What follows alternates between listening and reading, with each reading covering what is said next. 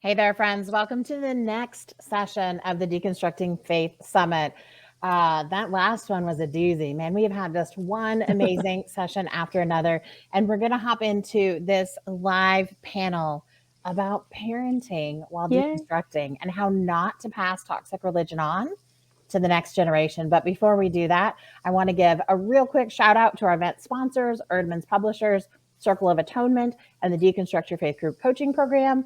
You've heard me say this, but it's so important. Their participation and their support has made it easy for us to have this event, keep the general admission free, and bring all these fantastic speakers in. So please be sure to stop by their tables over in the virtual exhibit hall, say thanks, check out some of the books they have to sell, and just check out all the amazing resources they have to support you during deconstruction.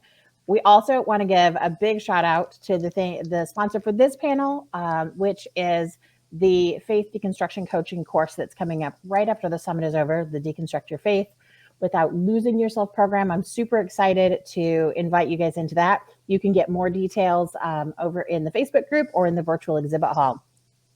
Before we go any further, let me introduce you to these fantastic speakers. This is going to be a fun group. There's a lot of wisdom and a lot of experience in here that I think is going to bring just some real good nuggets of truth that are going to help all of us parents, me included. First, we've got Mary Katherine Backstrom, a viral sensation and author of Holy Hot Mess and her most recent book, Crazy Joy, which is amazing. You should get it. Just read it. Thank you. Jonathan Puddle, a foster parent, pastor, and author of You Are Enough, Learning to Love Yourself the Way God Loves You. Esther Joy Goetz, a fellow deconstruction sojourner, creator of Moms of Bigs over on Instagram, and co-host of the Deconstructing Mamas podcast, which is also phenomenal. If you haven't listened to that, highly recommend. Next up, we have Torri Williams, a womanist coach, consultant, and culture care director, as well as a community organizer who, I have to be honest, is one of my favorite people in the whole wide world because she always inspires more courage and better allyship wherever she goes. Matt Kendziera is a full-time speaker, writer, creator, and host of the Chasing Goodness podcast. Welcome, everybody. Thanks for being here. Hey, everybody. Thanks for having us. Well, I want to jump right in. We've got so many good questions that have been shared by people over in the Facebook group. And I think the core of just about all of them is, as a parent, when we're deconstructing and we're still trying to figure things out on our own, how can we help our kiddos explore spirituality without pressuring them to believe one specific thing or handing down some of these unhealthy beliefs that we're still trying to figure out ourselves? What advice would y'all offer for that? Wow. We're just starting off with an easy question, right? Just a little. I'll jump in. I've had very spiritually curious kids, especially my oldest, who's turning 9 next week. For me, the process has been encouraging curiosity. And one of the things that I started deconstructing, I was raised Southern Baptist, and I have an open-end deconstruction right now. I don't really know where it's headed. I'm currently in a Methodist church. Just started attending in the last couple of weeks after not being in church for like 5 years. But so that's kind of where my family space is right now. And I have kids asking questions about why we went to church when we were younger very consistently, why you're not so sure about it now. Mm-hmm. And what I'm trying to do right now is I love Jesus. And that is where I am. The rest of it is kind of up for grabs. And so I am just teaching my children that we need to stay curious and to remove the arrogance that I feel like is the most dangerous precursor to toxic faith.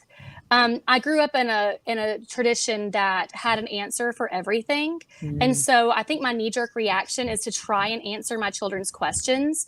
But I'm starting to get really comfortable with not being able to answer their questions and giving them comfort in that. It's okay. It's okay to not know, that you don't have to have an answer for everything. And frankly, the people who are lying.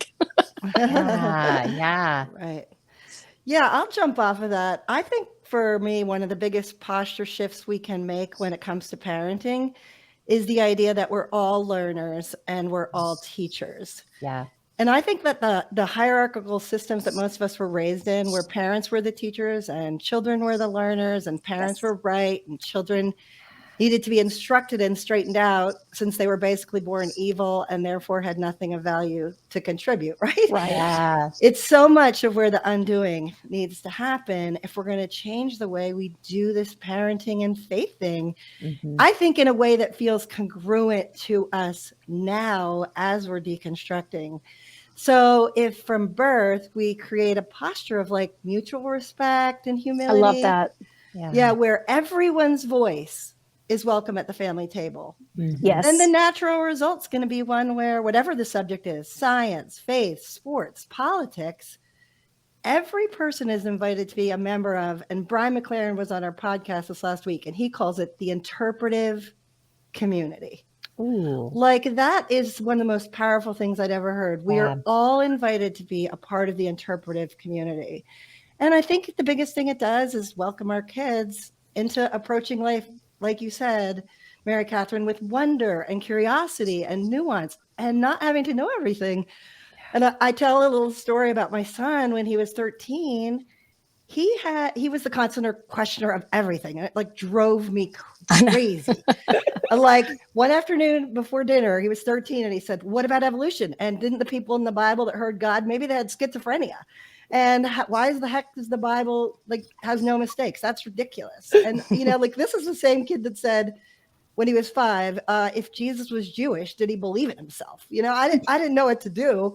Like you said, That's a good question. it's That's a good question. But like I remember in that moment wanting to go back to my old ways and researching it all with the evangelical slant and then coming and setting it straight. But in that second, it changed. I just said to him, "Oh, you might be right. Tell me more. I don't want to believe it if it's not true either." Yeah. And that's the question that really has freed me, and I think has freed my kids, is what if I'm wrong? That's good. I'll jump in here just because y'all make it sound beautiful, but sometimes it is a hot mess trying to do. Oh no, it's so hard. For me, I think the basis of my parenting has had to be that dignity is the core, right? And these small people that I'm tasked to do something like raise or whatever, because sometimes it's me, right? Is that if I can keep their human dignity at the center of our conversations, of our experiences, then that is a really good way for me to ground myself in my beliefs. I have a 25-year-old and we range from 25 to 6-year-old twins. So right? God bless you. Yeah, me, whatever you do. And so the experience of parenting through my own spiritual process has been very, very interesting. But what I found is that curiosity and also the freedom of saying, "I don't know," or "What do you think?" Like as Christians, a lot of times we are never don't know, right? We know God is the answer. When we have those platitudes, and they become so ingrained in who we are that as a parent, it's so easy to default to those. I get questions from my 25-year-old, from the 15, the 16, the 6-year-olds about things. And I'm like, I don't know. That's a good question. And then they make me examine my spirituality and my thoughts. And that's a gift. Yeah. The other small piece is that I don't want to raise perpetuators, right? Oh, good. I can't do that to them. Like knowing the world that I know, like I can't let you be a racist, homophobic, patriarchal asshole. Right. Do that. And so, so that becomes a part of the parenting too, and how to do this in a way that feels like, tell the shame goodbye, because my kids won't be perpetrators or perpetuators of the bullshit. So. Yeah, I jump on board. I agree with everything everybody said. One thing for my kids, I've got a 19 and almost 17-year-old, and they watched as Dad went through a really hard time of getting kicked out of the missional church community that he started. So one of the things for my kids that had to happen, our whole family had to go through a healing journey, because we all lost our friends. I mean, that's, you guys know when you're in church community like that and ingrained in that way. And so kind of the beginning of the journey for my kids in this deconstruction phase that we're calling it was just a healing journey. Like we we got to figure out how to do this, where we all lost our community, we all lost our friends. And then, you know, beyond that, really got to the place, you know, my youngest is very curious, very interested. My oldest, not as much, but in a very different way than dad and mom have ever been. And so I just, you know, we talk a lot about spirituality and faith. She would not consider herself a Christian follower of Jesus, anything like that at this point. And the conversations that we have just surround like, hey, is what I believe, is my faith, is it causing me to be the best version of myself? And is it helping the people around me? And if the answer is yes to both of those questions, then I think we're on the right path, whatever it is that we say we believe in. So that's kind of my angle, I guess. That's so good. I love everything everybody said here. And I deconstructed like 06, 07 and felt like, I'm like, oh, wow, this is cool again. Wow. Like I can bring out my high top sneakers. And, you can, Jonathan, you can. Thank you. Thank you guys and girls. When my eldest, who's now 13, was like 2 or 3, I think it was the first and last time I gave him a spanking. That's what I've been raised with. He was being real naughty. That was my framework for what I was observing. I spanked him on the butt. He turned around and slapped me in the face. And I was at a loss to explain how my actions were okay and his were not. And I went upstairs and I said, honey, I think we have to rethink everything. and so my children have kind of been active participants in our faith journey and in our deconstruction and where we find ourselves today. And I think I guess I want to say to parents who are like desperate to not pass on the poisons. You've got to be doing your work and let your children have their journey. Another story with this particular son who's hilarious. He gets back from 2 weeks at his grandparents this summer. And I get the fear about grandparents, right? I know even just from scanning some of the questions, it's like, what do we do with the previous generation? Well, my son comes home and he says, oh, Daddy, I really put my foot in it. And I said, oh, okay, what's up?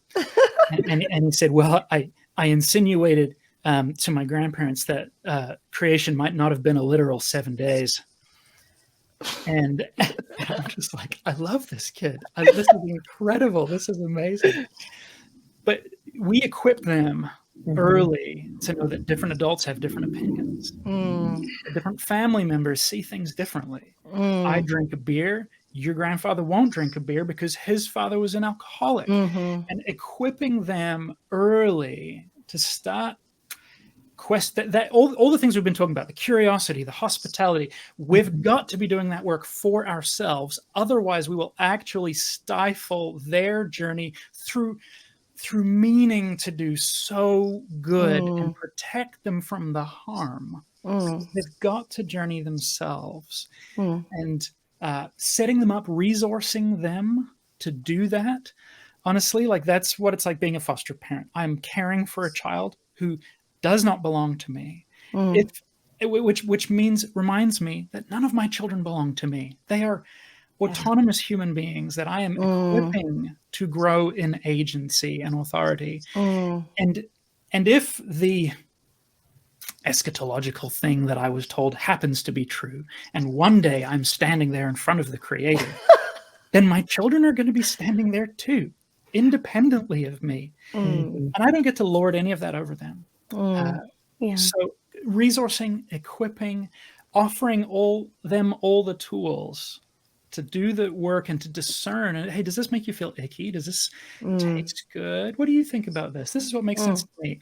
Literally last night, my family is sitting in the sauna and my eldest son again says, so I asked the priest this week because I happened to baptize my children Roman Catholic after I deconstructed and left the church for 10 years. And he says, I asked him, does God forgive the devil? And then we had this whole discussion with each of the kids saying, what do we do with ideas like the devil and the Satan and all this? And where have we come from? So listen, learn, share, all of the above. Angela, if I could real quick, Tori said something and I've been like chewing on it for 5 minutes with excitement. I do that all the time with Torri, so jump right in. Well, like you just said something that was so wise, but then you kept going and I was like, I need to highlight that. You turned the question back to your child, what do you think? Mhm. And I feel like that's one of the most empowering things we can do is give our children the intellectual tools to start forming their own opinions. And I have a mistake. I love to try and answer their questions, but one of the most empowering things I think is, what do you think? And then let them talk. It's so hard for me to shut up because I'm a talker, but if I can let them talk, oh my gosh, they have so much beautiful spiritual instincts. And so sometimes you might find them being the teachers. Absolutely. Yep. And even kids don't have the stuff to muck through, right? So their answers are just something. Sure. And dang, like really, that's what you think? I might think that too now. Yeah. Yeah. I think what really cracked my life open in the best possible way, I have 5 kiddos, 4 are boys, the youngest is a girl. And seeing that little being who looked like me before the world crushed me, fucked me up, dude. I was like, oh wait. And what I noticed was I started protecting her and giving her permission that I wasn't giving myself. And so it was like, here's this little mirror. And as I began to mother her and to give her permission to be just her, I learned how to do it to myself. And therapy helped too, but like therapy, everybody's on the board with therapy. We all know that. But that autonomy piece is something that parents in general, I don't think we know we need to pass that on to our kiddos. So I love that came up right away. I'm really curious.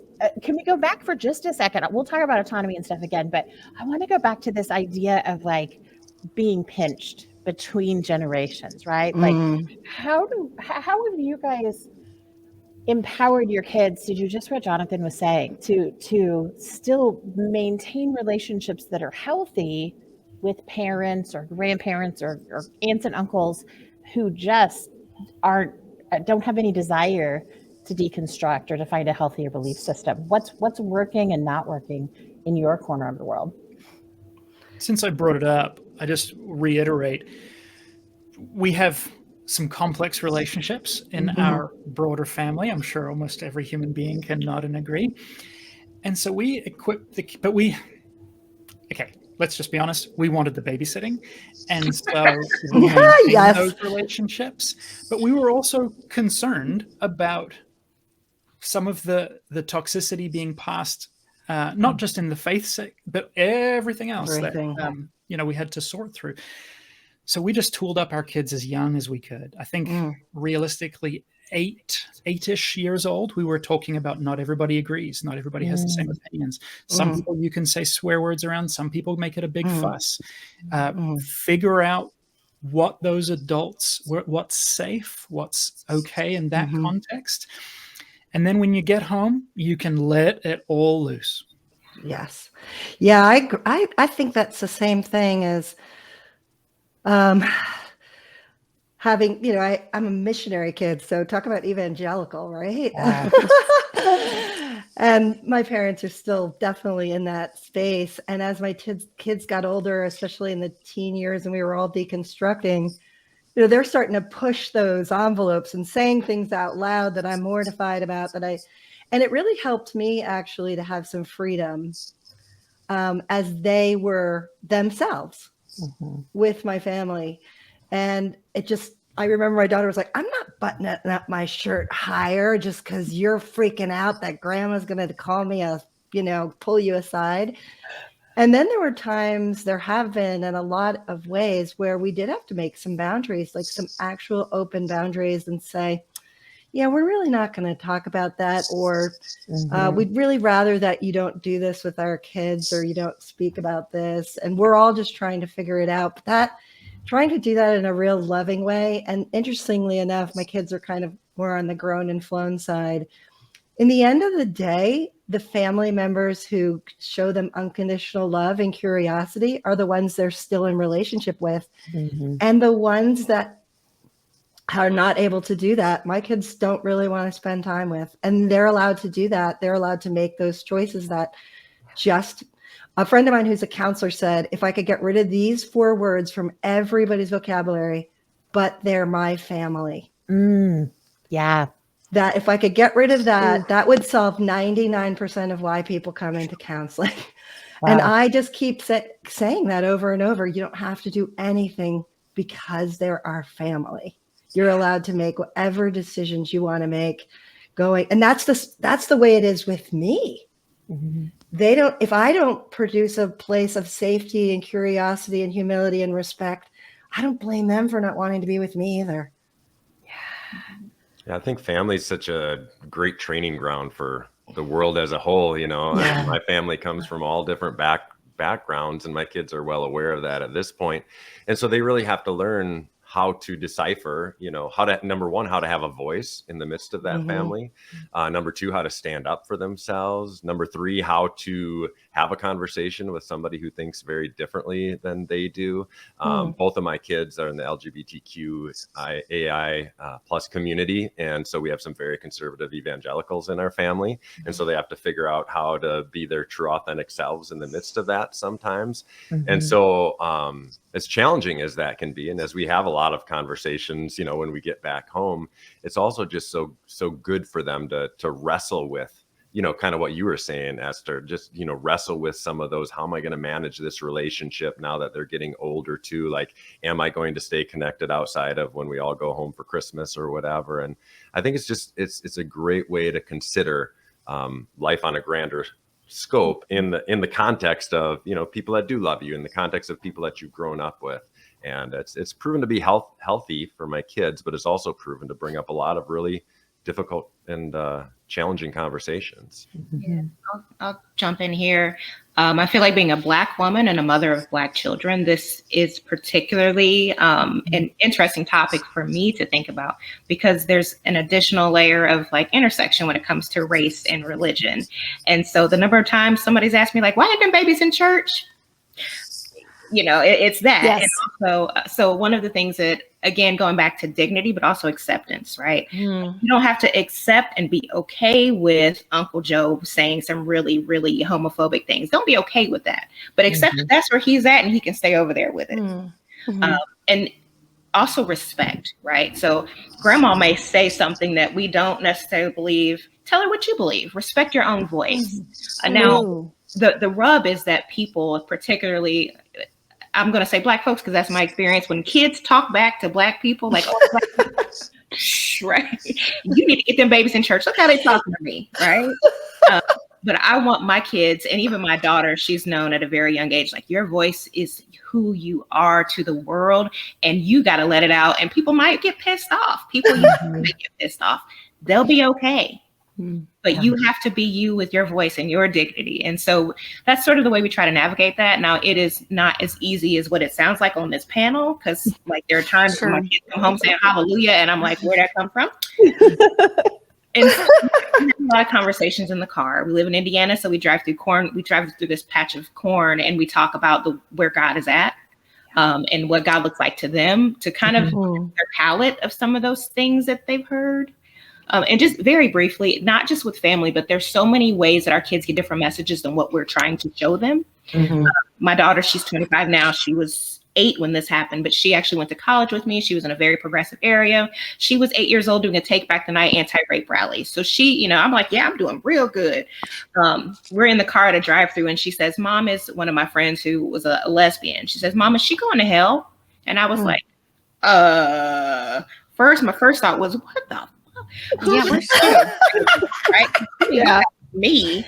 And so I had to check myself that no matter how much I think I'm doing as a parent, they're going to get these messages from all these places. And the job is to let them figure it out and help them see the world in a way that is not limiting, or the community that is not limiting, but is inclusive and open and like heaven on earth, right? If they can see a piece of that, then hopefully that inspires them to see things better than like bigoted Uncle Joe, right? Torri, where are you from? I am from Marion, Indiana. Okay. Well, I was going to say that there's a significant, if there's a Venn diagram of Southern culture and Black culture, there's a significant overlap where it comes to respecting your elders and church culture, right? Yes. Yeah. Because that was sounding a lot like something that, I mean, Mm-hmm. I get the why aren't your babies in church, or why haven't we gotten to do the family dedication? You know, all these things that are really important culturally. Yeah.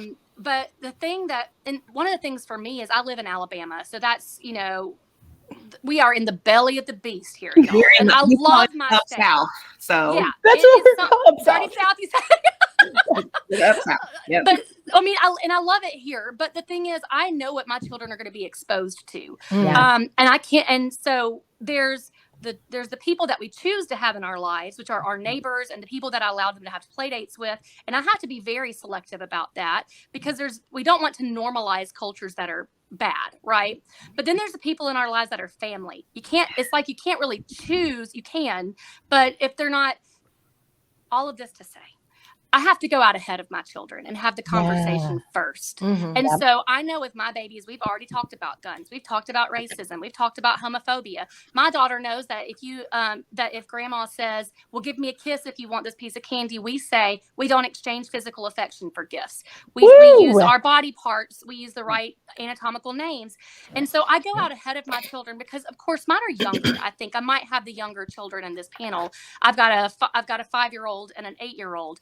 And so right now it's my job to kind of hedge that boundary of what they're exposed to, because they are so impressionable. And so we're not going to have a play date with the racist down the street. We're not going to have a play date with the people who are marching against about pride down the street. We have to be selective about who we expose them to. When they're a little bit older, and they've gotten more firm in their voice and respect their own voice, like Torri said, which gave me chills. You teach your babies to respect their own voice, then they're going to be okay. But in that first season of parenting, we have to be the hedge between them and influence, just period. Yeah. Because everybody that they see is going to influence them in some way or another, whether it's grandma or your cousin or 2 doors down, your buddy that is an easy play date to have, but you know for a fact that they're Trumpers. Yeah. Or even within your home, right? Because if you have older kids, sometimes I have to remessage things for the younger ones that the older ones have said, because it's, you know, they're teenagers. Right. Yeah. Even within your home. Yeah. Right. Yeah. So much good stuff. One of the other things that came up for me a lot when I was really starting deconstruction and comes up with a lot of people in our group is just fear. Right? When we step into deconstruction or really challenging any structure, whether it's religious or not, there's this fear. There's this uncertainty of whether we're doing the right thing. You know, maybe everybody else has it right, and us kind of stepping out is actually harmful. And then you throw kids in the mix and you're like, okay, well, now I'm afraid that maybe I'm messing it up for them, or that, you know, I really believe I'm doing the right thing, but I believed that before. So maybe hell trauma too, right? For somebody who grew up with hell trauma, hell that I'm managing between I know that I'm breaking cycles, I'm deconstructing. We're going to prevent trauma, and then always in the back of my mind, are my children going to hell because of me? Yeah, I think I'd be lying if I didn't tell you that's something I don't struggle with. And it's a terrifying thing. But also knowing that hell trauma was the driving force behind my faith all those years. And that's why it was so fragile. That we're going to give my children something else. I'd like to ask some of the parents of older children a question, if y'all don't mind, because I'm wondering, you know, for instance, raising my children in Alabama, we have hell houses here. Do y'all know what those are? Like haunted houses where you basically go through judgment or whatever. What do you do when your children start getting invited and proselytized to, essentially, to churches where you know if they go, they're going to be exposed to some toxic theology? Do you allow them to go? I always say the best thing that ever happened to me as a parent was when hell went off the table.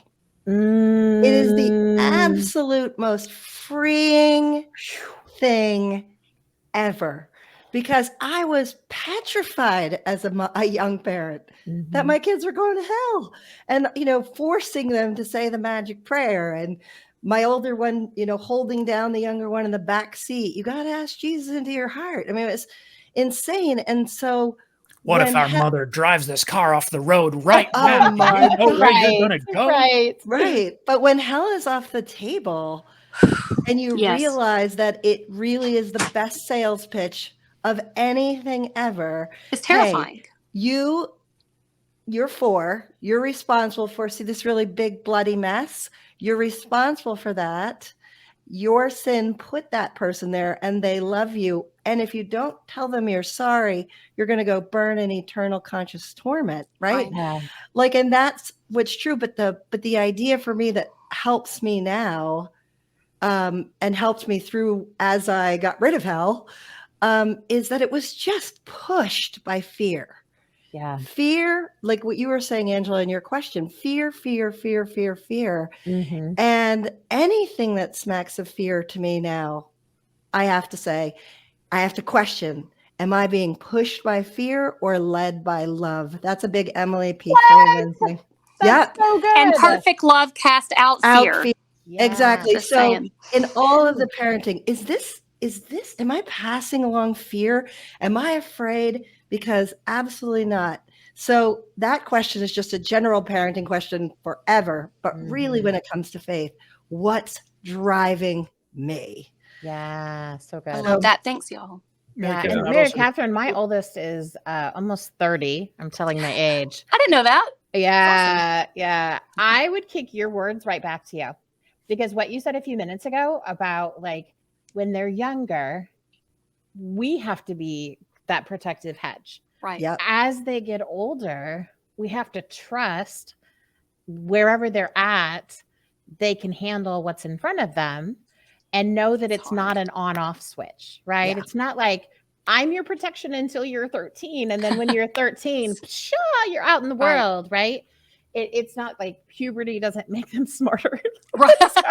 It's not Sorry hard for those who science haven't yet. hit teenagerhood yet, but it doesn't. It just doesn't. But it's that, like you said, it's that gradual shifting from I am your protector to it's your life. You've got this. I'm trusting that I've equipped you in the best way possible.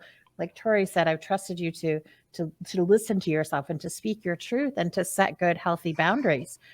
And you don't know you're there until you're there. So like when you start to, like there's no way to predict it. There's no chart. I have 5 kids. Every one of my children was different. And they just were where they needed to be when they were there. And you just go with it. So what you're saying is exactly the answer to what you're asking. I love it. I wanted to Thank say you. the exact same. Yeah. And I would just say, I get practical with the kids and tell them what they can expect. Like, Mm-hmm. You're going to camp. This is the camp that I used to go to. Some things are super great. Some things maybe are not. Here are some of the things that I think you can expect. Would you like to go to this camp? Would you not like to go to this camp? Would you like to stay home? This year, eldest and kind of youngest went to camp, and a couple of them stayed home. My eldest comes home from camp and says, "Man, I've never met so many homophobic Christians before, Daddy." And so I'm like, to Angela's point, I'm like, okay, well, he's there with the discernment to pick that up and call it out what it is. Yeah. I immediately was like, "Oh, what did they tell you?" I'm calling them up. It was just the other kids. Right. Okay. Yeah, I think, even that's an interesting data point. Yeah. Yeah, going along with that, Jonathan, I think like so much of like evangelical Christianity use the element of surprise. It's almost like let's surprise them into the kingdom of heaven. And so, like, for Mary Wait, Catherine, is that a parenting book I haven't read? Do I need to go get it? It's going to be my first one, yeah. But focus on the family, right? Sorry. But I think if we take that element of surprise away, like if my kids wanted to go to, as you called it, a hell house, I would say, hey, just like Jonathan was saying, like, this is what you can expect. This is likely what they're going to try to do, whether it's camp or a hell house or whatever.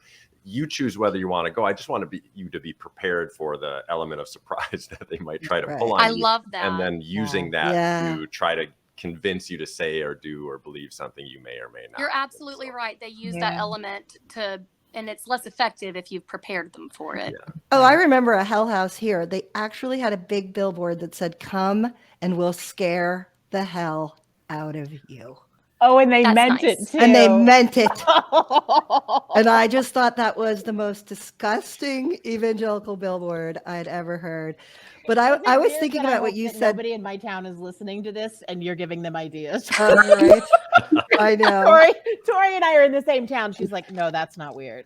I can see Not where at it's gonna all. be. One of the things that Angela just quickly just said, and I just don't want to forget it, is you said, I will be their protector. And I always say, I will be their protector, and then they will be their protector. Yes. It moves slowly from I am your protector till you are your protector. Mhm. And that tool as they go along, and that is one moment and day at a time. They're not suddenly going to be 5 one day and 25 the next day. They've had 20 years of slowly learning how to protect themselves. But ooh. Yeah. To just add 2 things onto this that I don't think have been said yet. It is a good time to do your own work. Oh, yes. While they're doing that. And then also having, like, we do a debrief. So after they go do something, I'm like, I don't know what they ran up into in there. Ooh, good. Have some mental space ready to know that you're going to have to ask your kids some questions, and maybe they won't answer them, but you can still have a conversation just to be prepared for that. Because I think sometimes we prepare them to go into spaces and we forget we got to prepare ourselves for when they come out. Mm-hmm. So being really intentional about that, if they do. One other thought I had there too was our kids don't have the same trauma as us. Right. Yeah. We also have to remember that goodness. we're like, oh my gosh, Yeah. they're going to go to camp and they're going to hear that, Right. they should throw a stick in the fire and get rid of all their sins or whatever we all Right. did. And they're coming home just like your son, Jonathan, was like, hey, there's so many homophobic Christians, because that's not his house. So he's able to separate. Ooh. He doesn't have that trauma. He's able to separate himself from those people. He's not thinking, oh my gosh, I'm living in a house full of homophobic people. He's coming home to a safe place. And we can't necessarily, we don't want to project onto our kids our own traumas. Let them just be where they are. That's good. That's so good. Yeah. Like I'll come home from spending time with that world, and I'm all churned up and I'm angry and it's all in my body and I can't function and I'm locked up and I've got to go and do all my work. Right. Yep. Yeah. Breathe free. My kids don't. They can be like, oh wow, that's out here. That's Yeah. crazy. Cool. Next. I want to.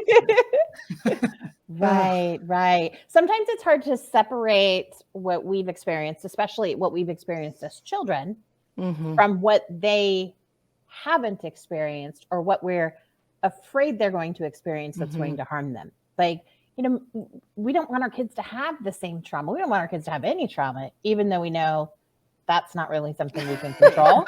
Good luck. So at least we want to head off the trauma that we know is coming. But that takes that autonomy that we talked about earlier and squishes it down to, okay, you can be an independent person making the choices in your life as long as you stay in this playpen. And we're trying to baby gate off these places that are unsafe. And when they're babies and toddlers, cool, that's our job. But when they're 13 and they're navigating this stuff at school all day long, coming home and piling our trauma onto them and expecting them to have the same reaction that we do, it diminishes some of that safety that you were talking about, Esther. Like, we're not holding space for them. We're just rehashing what our experience was and putting that on them. So we're giving them that secondhand trauma that they really don't even know exists within us unless we've talked about it with them. Yeah. So stop that. That's good stuff. Yeah, which is Good luck. But I think you're absolutely right. And I think they're in there. Again, it's a delicate process. Let's acknowledge that. Yeah. But compassion has got to rule the day, right? Like for all of this stuff, as we're working with ourselves, as we're working with our children, as we're equipping our children to work with the world, those people who run those houses are doing so because they believe it is faithfulness. They're afraid. Right. They're so afraid. I love these stories of Paul in the New Testament, who is faithfully, to the best of his ability, murdering fellow Jewish brothers and sisters. Mhm. And then God's like, so let's talk about what actual love looks like, right? or Peter Right. on his way to the house of Cornelius, right? Who's like, Mhm. Holy Spirit cannot be with these people. They are Gentiles. And everything changes. So that, again, equipping the kids with compassion to see, okay, those folks over there, we can see the harm they're causing, and I don't like it. And maybe you don't like it. Why do you think they're doing that? So we're not actually equipping them to be judgmental, hopefully. Right. But Well, to be one of the things compassionate. that I ask my kids is, do you feel like that is kind? Do you feel like that is loving? It's Because good. we do say our family's core values are we're going to be kind and we're going to be loving. And so when it comes to issues like race and homophobia, honestly, it becomes a very simple question for us is like, okay, do you feel like that is treating people with love and kindness? And then they go, no, I don't. And then it becomes their own value system. Yes. And you don't have to like throw the Bible verse in to make it like necessary, you know? Right. You don't want to have them memorizing, be kind to each other, tenderhearted. Right. And then explain how it's totally kind to condemn people to hell. Right, right. And I love when we center the idea of kindness and compassion, it also, Brene Brown has come up in every single one of these sessions. I think we should just, She's let amazing. everybody needs to Let's tag her and acknowledge let her. her Go know. ahead and do it. But we're talking about this idea of us versus them in one of the other sessions, and braving the wilderness. She talks about this a lot. So Jonathan, if you're the them and I'm the us, and my conversation with my kiddos is focusing on kindness and compassion rather than you as the them or the monster, it's really, really hard for me to fuel whatever hate I have for you as a them, right? Like it focusing on love and kindness humanizes people who are making some really bad choices, and yet, like you said, Jonathan, are probably doing what they feel like is good. Like they can be wrong and not be less than human, right? Like we can't vilify them if we're focusing on that love. We can still be really pissed off, and we can still hold them accountable for their actions.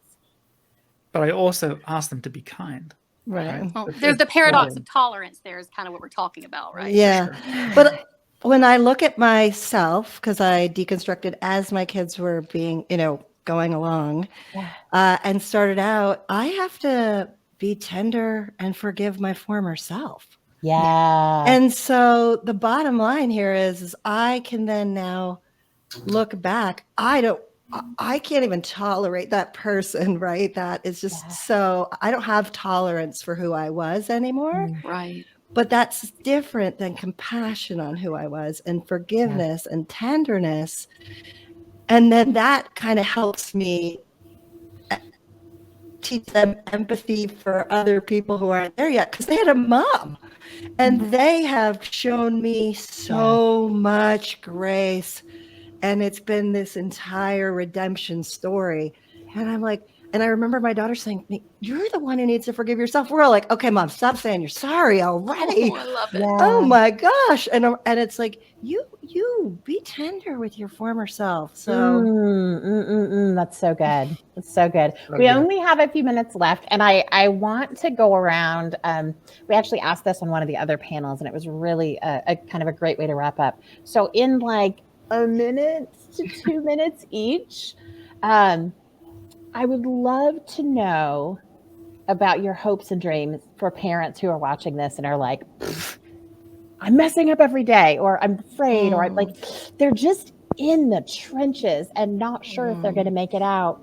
What do you hope that they would learn or discover or feel about themselves and their relationship with their kiddos?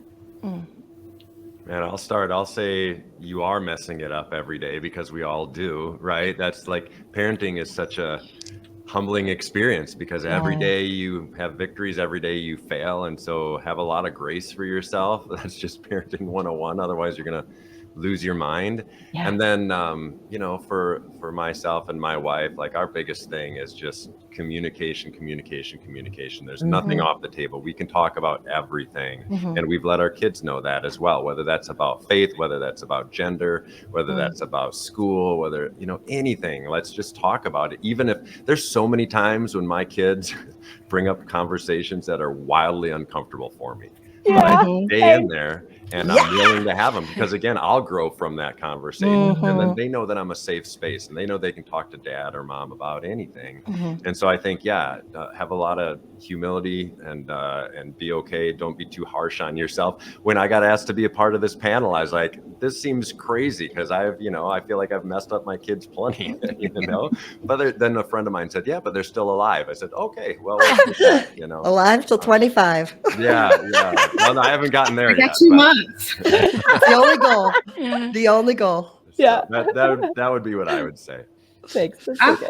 I'll go next if it's okay. Yeah, please. As we're sitting here, my oldest has the twins at a birthday party, and she's texting me, "I'm never having effing kids."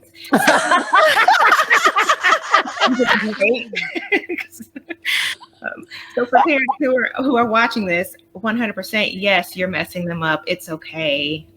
They can fix what you mess up if you give them the tools to see their own dignity. Ooh, that's good. That's it. It's beautiful. Shoo, man, that's beautiful. And also, like, laugh. Yeah.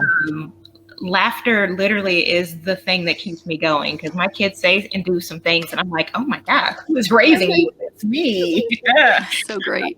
So laugh at yourself at the experience. Find places to just not take it so seriously. Like Mary Katherine said, we have been given hell as this fiery pit in the back of our brains, right? It's there, it's in our stomachs. This fear, this shame, this guilt that comes with parenting, it's a pile on. And so places where you can release some of that. I often say that parenting is like an exercise in butt clenching all the time. I love that. I love that. It is, right? It is. And sometimes you don't even know you clenched. You're clenched. Clutched.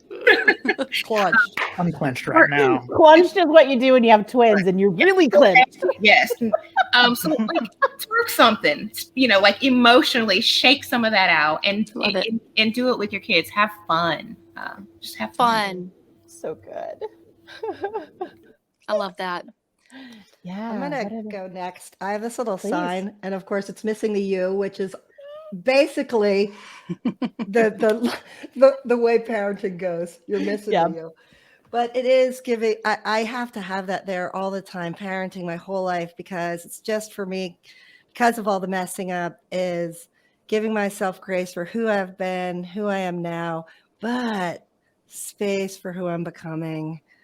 Because that keeping the end in mind, that I'm still learning and I have space, and then we can give grace to them for who they are.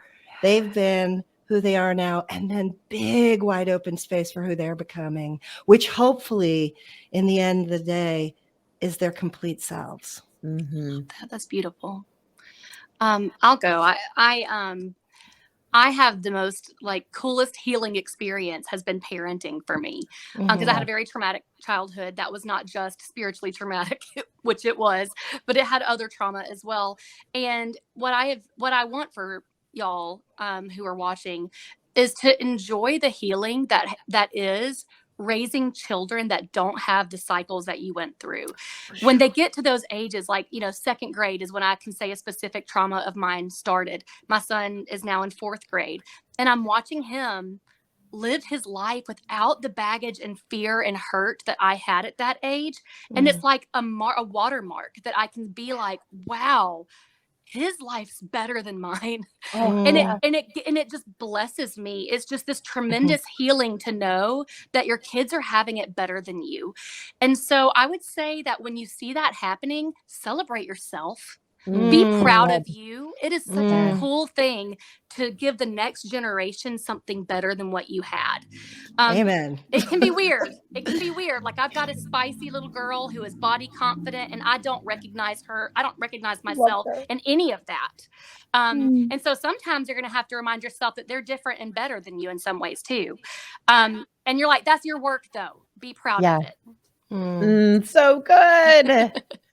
Can I talk about God? Is that okay?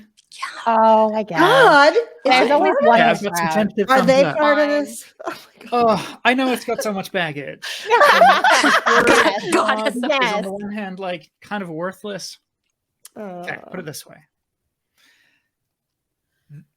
It's a gift to even exist. Oh, yeah. And if the Creator gave us all of this for our enjoyment, for our satisfaction, for our experience of love, maybe we can trust that the Creator is still good, has always Woo. been good, Mhm. has got this, has got us, has got our children. Mhm. I know there's 101 times that it feels like we were let down and that God proved him or itself untrustworthy. I get that. Go and do that work. Explore why you're so pissed off with God. That is, I think, probably the most, I think being pissed off with God is the most sensible thing that we could possibly express. Rage at existing in this world that we didn't even give consent to. I know I just said it's a gift. It's also one we didn't okay. It's complex. Yeah. But I think that if God is good and if God is everywhere, and if God is holding all of us in perfect love, we can rest and trust. Yeah. Oh, so much beautiful wisdom. I'm getting some notes in the chat that we have some questions popping up on the other side that we're just not going to have a chance to get to. So if it's okay with the speakers, I'm going to make a request. I didn't actually tell you I was going to do this ahead of time. But there are a couple questions. We're also getting some requests for other voices. Obviously we need to follow people who are allowing us who are helping us find the tools and the voices that are really saying, no, your kids should be autonomous. Yes. Yeah. Empower them. Give them independence, teach them those things. So I would love it if you wouldn't mind, after the session is over, hopping over to the Facebook group at some point and just sharing some of the voices that you listen to. I know, Torri, some of the pages that you've shared, I was just like, oh, I needed that perspective. I didn't know I needed that perspective.